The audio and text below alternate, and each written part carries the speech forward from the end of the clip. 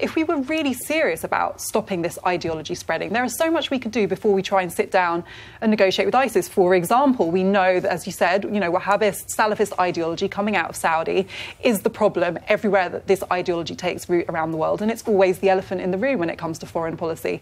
Libya, which was so relevant in this attack in Manchester, we have played a role in destabilising. So I think that if we're really serious about this, there are a lot of things that we could be doing differently if we were willing to be honest about the problem. Yeah, and Greg, Eliza Malangambula said herself that we should talk to Al-Qaeda, which is another ideology that spins out of Saudi Arabia. I haven't got... If you can find someone to talk to, you should always try and have some discussions. But I don't see how they deliver anything. I mean, remember Osama bin Laden wrote to ISIS saying, this idea of getting vehicles and tying blades on the wheels and driving them into... that's too far gone for me. So bear in mind, bin Laden, they were off the scale. I don't see how we can do it. I mean, but if you could... Yeah.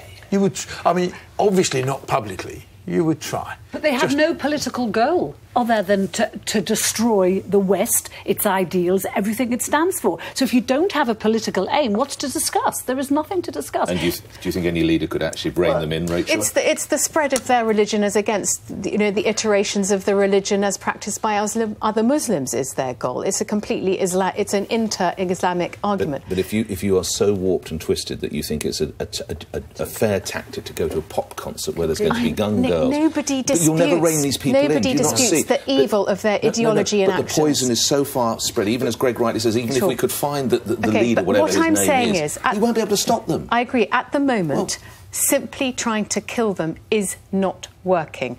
Therefore, let us add in some sort of negotiation as well. I'm not saying don't go after them and kill them. That is clearly we've got to do that. But we need to at least open a dialogue. Talking does not mean agreeing.